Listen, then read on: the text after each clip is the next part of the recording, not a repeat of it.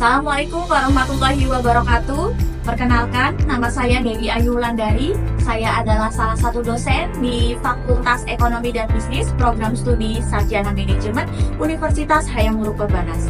Pada kesempatan kali ini, saya akan memaparkan pernyataan diri dosen untuk unjuk kerja Tridharma Perguruan Tinggi, khususnya di bidang pengajaran, di dalam mata kuliah yang saya ampu, yaitu mata kuliah Manajemen Keuangan.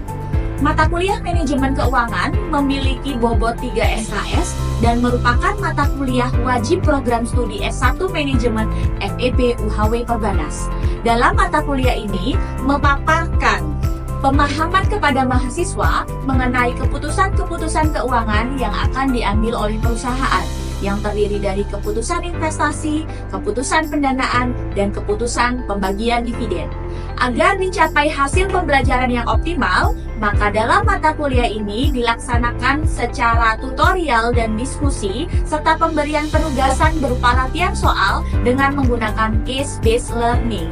Mata kuliah ini menerapkan pembelajaran hybrid dengan mengkolaborasikan learning management system yang ada di UHW Perbanas dengan pembelajaran di ruang konvensional perkuliahan. Dalam menjalankan proses pengajaran, sebagai seorang dosen harus mencakup 3 aspek penting. Yang pertama, aspek delivery, yang kedua, aspek interaction, dan yang ketiga, aspek assessment. Case-based learning digunakan di mata kuliah ini sebagai pendekatan utama untuk membantu mahasiswa memahami serta melakukan analisis terhadap keputusan-keputusan yang akan diambil oleh perusahaan. Apakah itu baik untuk dilakukan ataupun tidak baik untuk dilakukan oleh perusahaan. Berdasarkan standar penyusunan kurikulum pendidikan tinggi, capaian pembelajaran lulusan atau CPL yang ditetapkan terdiri dari 4 aspek utama: aspek sikap, pengetahuan, keterampilan umum, dan keterampilan khusus. CPL Program Studi S1 Manajemen UHW Perbanas yang pertama, menunjukkan sikap bertanggung jawab atas pekerjaan di bidang keahliannya secara mandiri. Yang kedua, menguasai konsep teoritis manajemen secara mendalam, khususnya metode dan perangkat analisis fungsi manajemen yang mencakup perencanaan, pelaksanaan, pengarahan, pemantauan, evaluasi, dan pengendalian.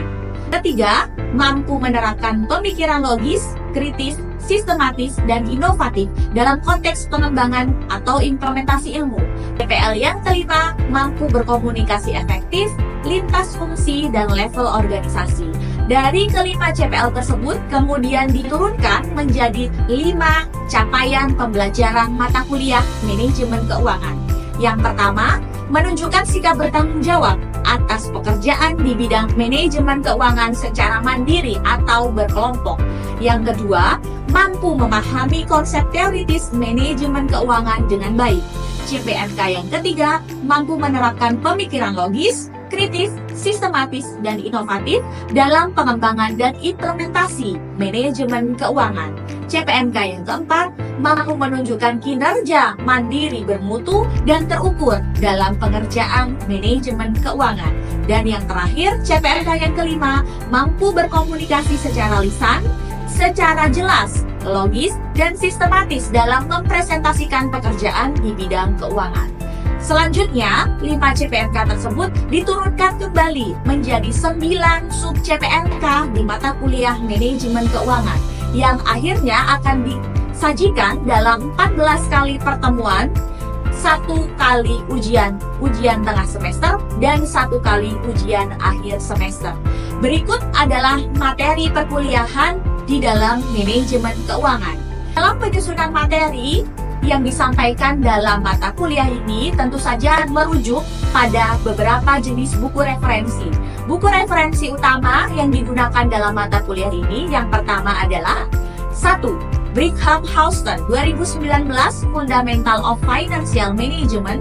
Yang kedua, Keon Martin and Patty 2020 dengan judul Foundation of Finance. Dan yang ketiga adalah modul manajemen keuangan yang disusun secara bersama-sama oleh dosen pengampu manajemen keuangan yaitu RR Iramani, Sri Lestari, dan Dewi Ayu Wulandari. Berikut adalah komponen penilaian di dalam manajemen keuangan. Penilaian dibagi menjadi dua periode.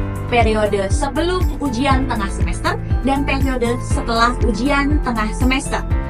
Untuk periode penilaian ujian tengah semester digunakan untuk mengukur sub CPNK 1 sampai dengan sub CPNK kelima dengan bobot penilaian aktivitas kelas 20%, tugas 20%, kuis 30%, dan ujian tengah semester 30%.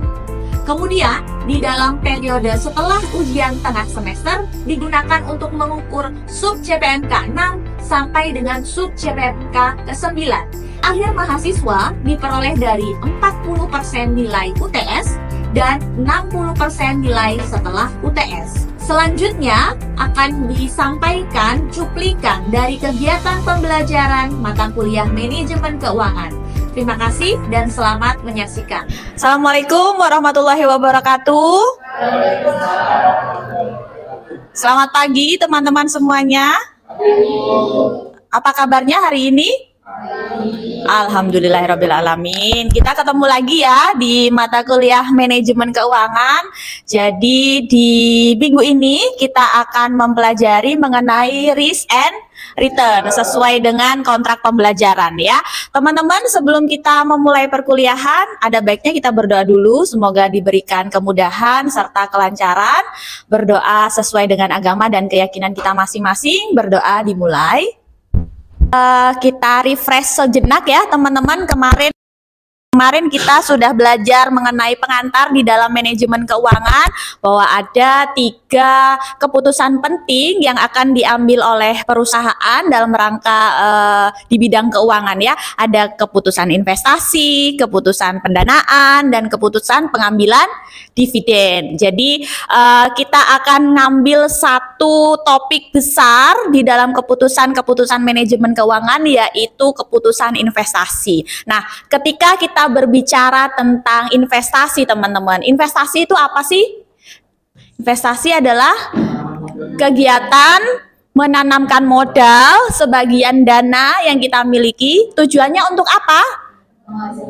Mendapatkan keuntungan. Jadi tujuan utamanya kita melakukan investasi, kita sebagai perusahaan ataupun sebagai seorang investor, pengennya adalah mendapatkan keuntungan. Tetapi jangan lupa bahwa setiap ada hal yang positif, itu selalu juga ada hal yang harus kita negatifnya harus kita hadapi gitu ya.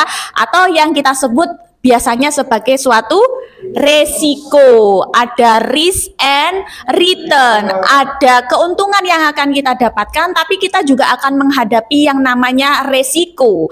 Resiko itu apa? Resiko kemungkinan hal-hal yang kita inginkan tidak sesuai dengan apa yang kita harapkan. Itu adalah resiko. Bisa saja misalkan ketika kita menanamkan uang di suatu instrumen investasi, kemudian uangnya hilang gitu ya, ataupun uangnya tidak berkembang sesuai dengan apa yang kita harapkan. Itu yang namanya resiko. Investasi secara konsep teman-teman di bidang keuangan dibagi menjadi 2 jenis, yaitu investasi di real asset dan di financial asset. Jadi di sini ada gambarnya teman-teman, kira-kira bisa prediksi mana yang termasuk ke dalam real asset? Yang sebelah mana?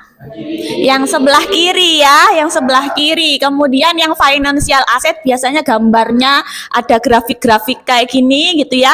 Ada yang berupa surat berharga baik itu di pasar modal ataupun di pasar uang. Oke, investasi di real asset artinya kita menanamkan uang kita di aset-aset yang real, yang ada wujudnya. Contohnya apa? Kita beli rumah, kos-kosan gitu ya.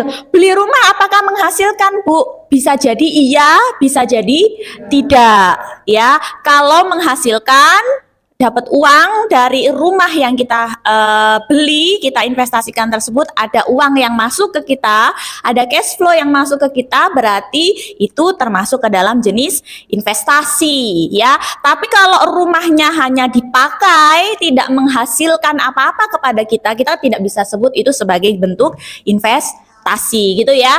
Nah, di sini ada yang real asset, asetnya kelihatan tangible, berwujud biasanya ya, berupa rumah ataupun ini logam mulia, emas lagi naik-naiknya ya teman-teman. Jadi asetnya berupa aset yang berwujud, kelihatan. Itu termasuk ke dalam aset real aset, investasi pada real aset. Bu, apakah saya memiliki usaha misalkan? Apakah itu termasuk investasi, Bu? Jika menghasilkan keuntungan, maka masih masuk dalam bentuk investasi. Lebih masuk cenderungnya ke real aset, ada bentuknya gitu ya, ada bahan bakunya ataupun ada barang jadi yang kita miliki gitu ya, masuk ke dalam real aset. Yang kedua jenisnya adalah investasi pada financial asset. Ya, financial asset itu apa? Aset-aset di bidang keuangan ya, di pasar uang, baik itu di pasar uang ataupun di pasar modal. Masih ingat teman-teman bedanya antara pasar uang dan pasar modal? Masih ya, apa bedanya antara pasar uang dan pasar modal? Kalau jenis investasinya, jangka waktunya gimana?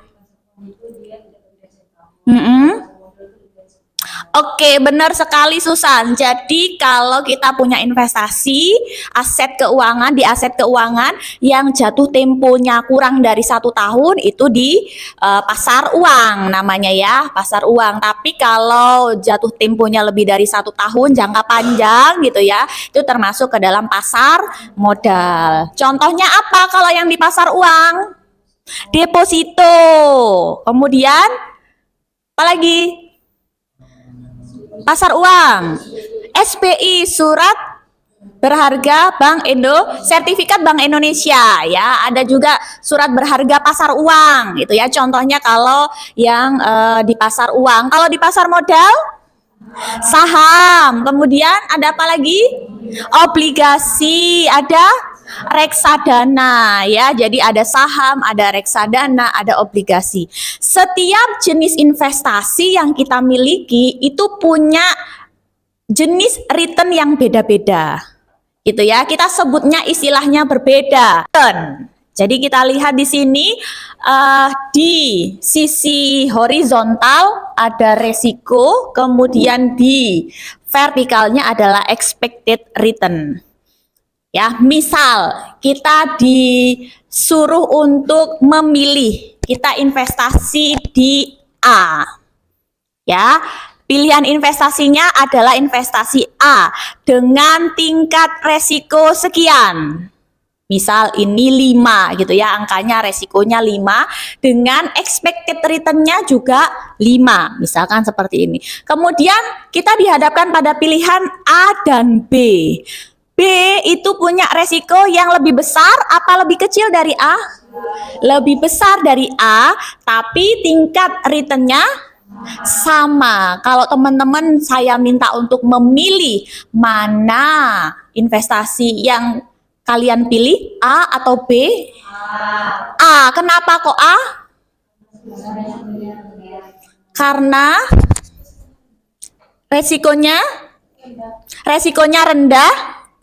Rendah yang A dengan tingkat return yang sama. Benar sekali. Jadi kalau disuruh milih A sama B, sama-sama returnnya 5, tapi resikonya lebih besar yang B, maka investor cenderung memilih investasi di A. Sama-sama tingkat keuntungannya 5, tapi resiko yang dihadapi pasti memilih yang resikonya lebih kecil. Itu ya. Ini ya, berhubungan dengan tingkat toleransi resiko seseorang. Ada orang yang mampu menerima resiko lebih besar dengan tingkat keuntungan yang juga besar, gitu ya. Ada juga seseorang yang ya sudah enggak apa-apa, saya resikonya kecil aja. Meskipun returnnya kecil gitu ya. Investasi yang baik adalah investasi yang cocok dengan toleransi resiko kita. Ya, jangan memaksakan kita pengen investasi dengan keuntungan yang besar, tapi kita tidak siap dengan resiko yang besar pula. ya. Karena resiko dan return itu selalu bersamaan, berjalan bersama-sama. Nggak bisa satunya ke kanan, satunya ke kiri. Tidak.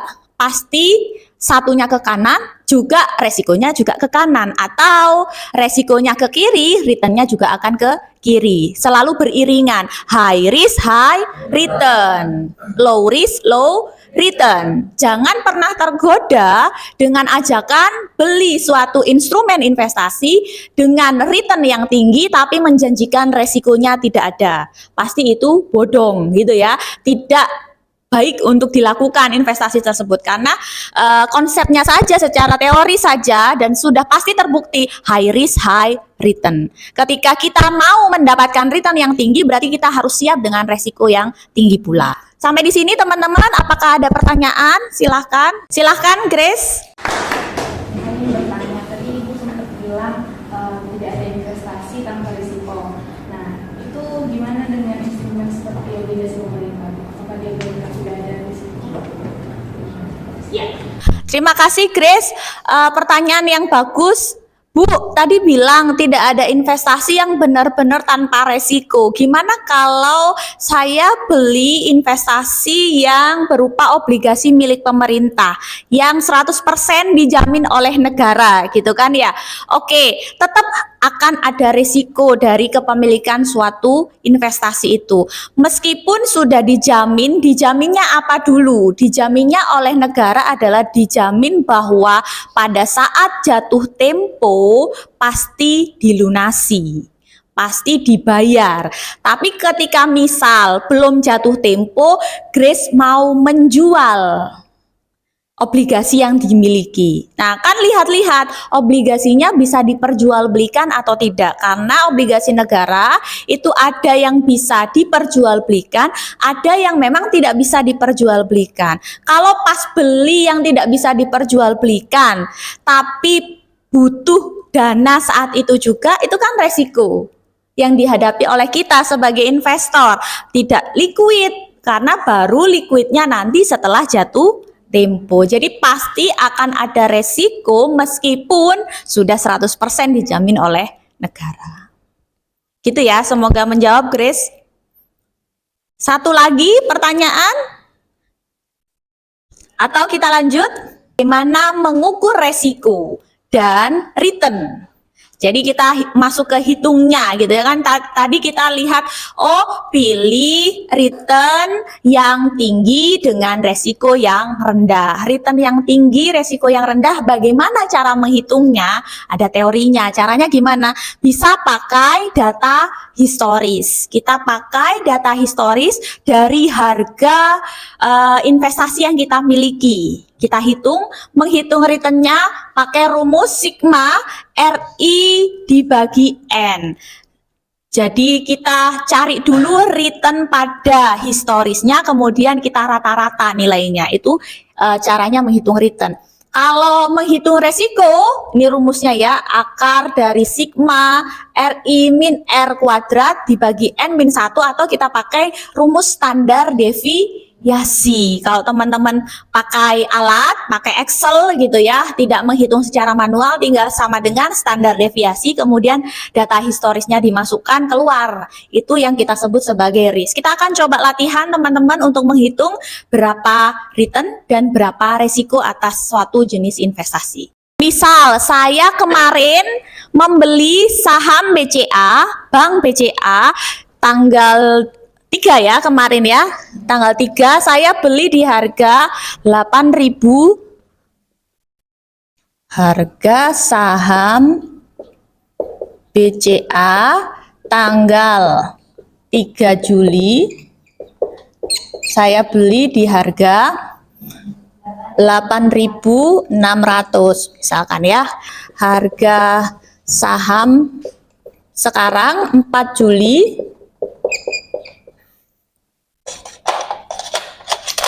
di harga terakhir 8.650. Nah, dari ini saja, data ini saja kita bisa menghitung return. Return adalah selisih dari harga saham saat ini dikurangi harga beli, bisa dibalik ya karena selisih ya, bisa yang besar dikurangi yang kecil dibagi dengan harga beli. Kelihatan returnnya, berarti 8.000 harga saham saat ini 8650 dikurangi dengan harga beli kita 8.600 dibagi 8.600. Berapa? Berapa persen? 0,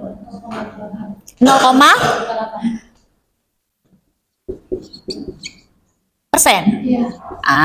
Berarti return kita sehari adalah 0,58%. Ini sudah dihitungkan sama ya. Kalau ambil datanya bisa di investing.com, teman-teman, harga saham investing.com, tinggal masukkan kode sahamnya apa, ya, atau di Yahoo Finance itu juga bisa.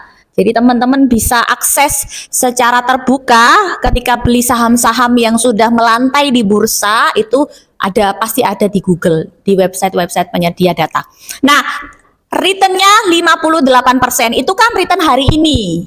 Ya toh, return yang pertama. Return yang kedua, misalkan kita hitung, kita belinya bukan 3 Juli, tapi tanggal 2 Juli misalkan. Nah, berarti kalau tanggal 2 Juli dibandingkan dengan tanggal 3-nya. Paham nggak maksudnya? Misal nih, kita beli di Juli harganya 8.600. Tanggal 3 Juli harganya berapa? 8.600 juga. Misal ya, kalian beli di harga 8.600 di bulan Juli tanggal 3 juga sama 8.600, berarti returnnya 0 gitu kan, tidak ada return, 0%, dan seterusnya. Data ini yang kita pakai, yang bisa kita pakai untuk menghitung rata-rata return. Ya, data historis itu kan setiap hari ya teman-teman. Jadi harga penutupan hari ini, jadi nanti kita rata-rata nilainya, rata-rata dalam 1 bulan gitu ya, return dari Bank BCA itu berapa? Paham ya? Nah, caranya tadi pakai rumus sigma R, rumusnya adalah sigma R dibagi dengan N, jumlah datanya. Contoh, saya punya data PT HMS, tingkat pengembaliannya selama 6 bulan terakhir. Bulan pertama returnnya 8%, bulan kedua returnnya 12%, sampai dengan bulan ke-6 returnnya minus 5%. Artinya apa kalau negatif? Berarti harga sahamnya turun ya. Kalau positif berarti harga sahamnya naik, returnnya positif. Kalau negatif berarti harga sahamnya turun. Nah, hitunglah average return dan resiko dari PT HMS tersebut. Kita manfaatkan teknologi ya teman-teman. Bisa diakses, kalian bisa buka Excel-nya masing-masing. Baik teman-teman, kita pakai saja Excel untuk mempermudah perhitungan. Kalian bisa buka Excel-nya masing-masing di handphone teman-teman. Kita mencoba hitung berapa rata-rata return dari PT HMS selama 6 bulan terakhir.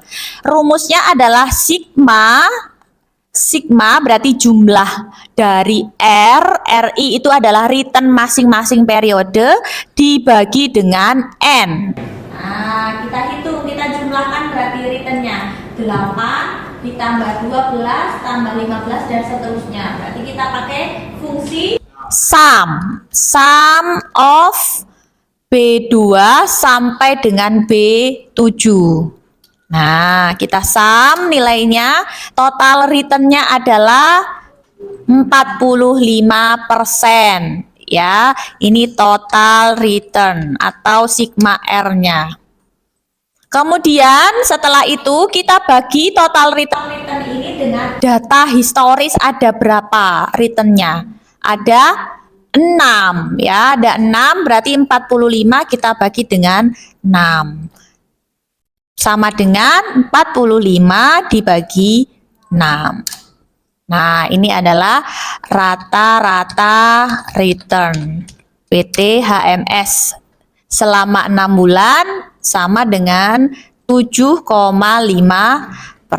Baik teman-teman, sebagai bentuk assessment latihan kita ada data return 3 tahun. Silahkan teman-teman yang mau untuk menghitung, siapa? Satu orang menghitung return dan satu orang menghitung resiko. Caranya sama, silahkan.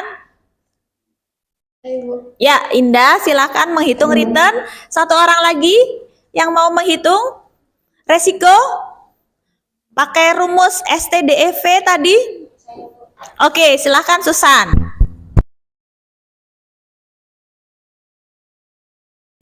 Baik, terima kasih Indah. Rata-rata returnnya sama dengan 15%. Selanjutnya, Susan, untuk menghitung resiko.